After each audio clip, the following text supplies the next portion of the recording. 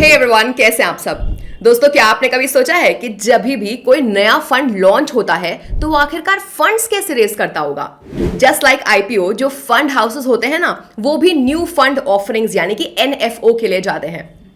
आज के इस वीडियो में हम डिटेल में इसे जानेंगे और देखेंगे एनएफओज में इन्वेस्ट करने से पहले आपको किन इंपॉर्टेंट चीजों का ध्यान रखना चाहिए। लेकिन दोस्तों, आगे बढ़ने से पहले please hit that subscribe button और वीडियो को लाइक भी कर दीजिए अब तक नहीं किया है तो, क्योंकि हम आपके लिए रेगुलरली पर्सनल फाइनेंस पे कंटेंट पोस्ट करते रहते हैं। दोस्तों, इस वीडियो में हम क्या क्या देखने वाले हैं पहले उसे समझते हैं। तो हम समझेंगे एनएफओ के टाइप्स क्या क्या होते हैं, एनएफओ इन्वेस्टिंग से जुड़े प्रोज एंड कॉन्स देखेंगे और एनएफओ इन्वेस्टिंग के 5 क्रिटिकल एस्पेक्ट्स भी समझेंगे। आइए शुरू करते हैं।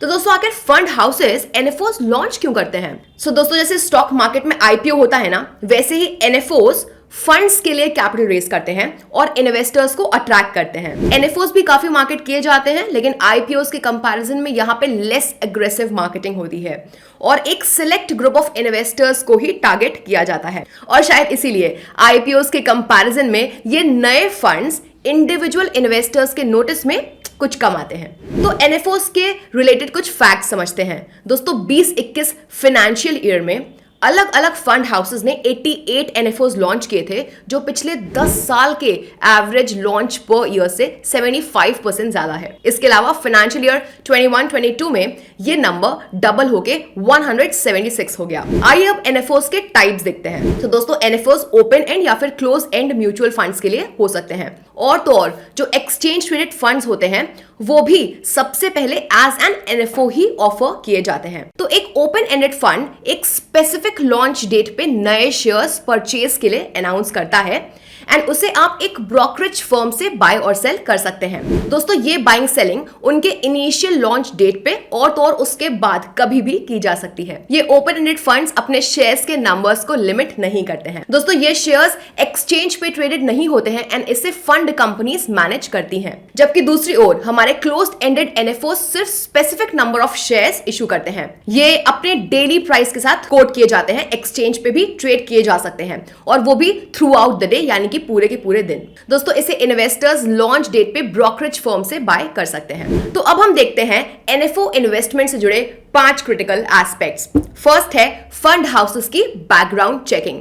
दोस्तों, सबसे प्राइमरी एस्पेक्ट जो आपको एनएफओस में इन्वेस्ट करने के पहले देखना चाहिए वो है उस एनएफओ को लॉन्च करने वाले फंड हाउस की रेपुटेशन का एनालिसिस करना। आपको उस फंड हाउस की मार्केट परफॉर्मेंस को और परफॉर्मेंस अमंग द पीयर्स यानी कि उनके कॉम्पिटिटर्स के बीच उसकी क्या परफॉर्मेंस है उसे असेस करना होगा। दोस्तों, उस फंड हाउस का म्यूचुअल फंड इंडस्ट्री में 5 साल से ज्यादा का ऑपरेशनल एक्सपीरियंस होना ही चाहिए। अगर उस फंड हाउस का प्रूवन ट्रैक रिकॉर्ड रहा है तो यहां पॉसिबिलिटी है कि एनएफओ भी अच्छा परफॉर्म करेगा, क्योंकि उस फंड हाउस और उसके फंड्स ने अलग अलग मार्केट साइकिल्स को ऑलरेडी पास्ट में सर्वाइव किया होगा। हमारा सेकंड क्रिटिकल एस्पेक्ट है इन्वेस्टमेंट होराइजन।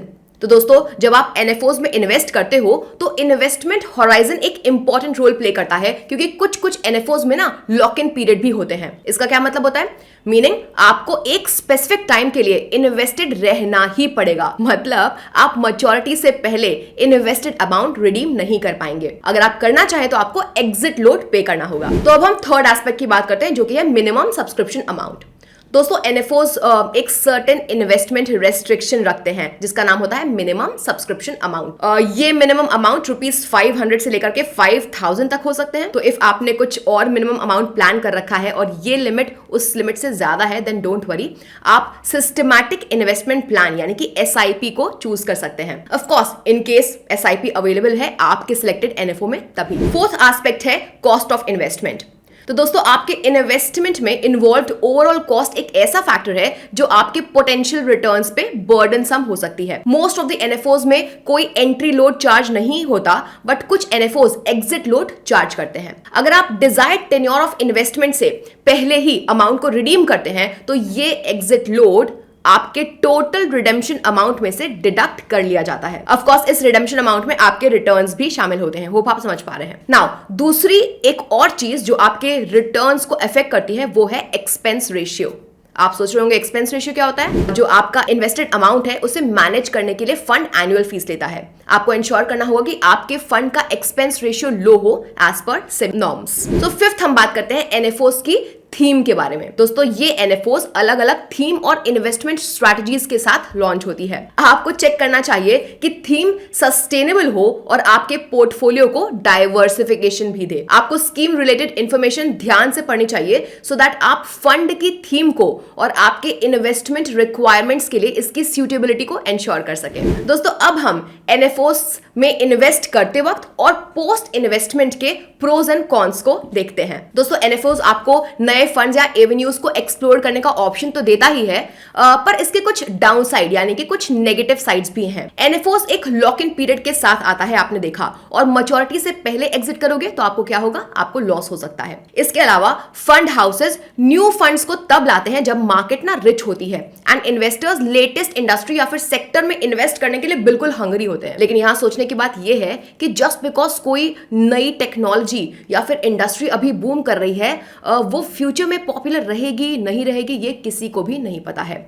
ऑल्सो एक न्यू फंड मोस्टली नॉर्मल से ज्यादा एक्सपेंस रेशियो के साथ आता है। पर अगर आप एसआईपी मोड में जा रहे हैं तो आई थिंक आप देख सकते हैं कि स्कीम वाकई वर्क भी कर रही है कि नहीं, और आप अकॉर्डिंगली अपना कॉल ले सकते हैं। इसके अलावा दोस्तों यहाँ पे एनएफओ का परफॉर्मेंस एनालिसिस करने के लिए कोई ट्रैक रिकॉर्ड अवेलेबल नहीं होता क्योंकि ये न्यू है। तो दोस्तों वी रियली होप कि हमने आपको एनएफओ से रिलेटेड इंफॉर्मेशन दे दी है। अगर आपके कुछ भी थॉट्स हैं, आपके कुछ भी कमेंट्स हैं, तो feel free to put it down in the comment section. Bye bye.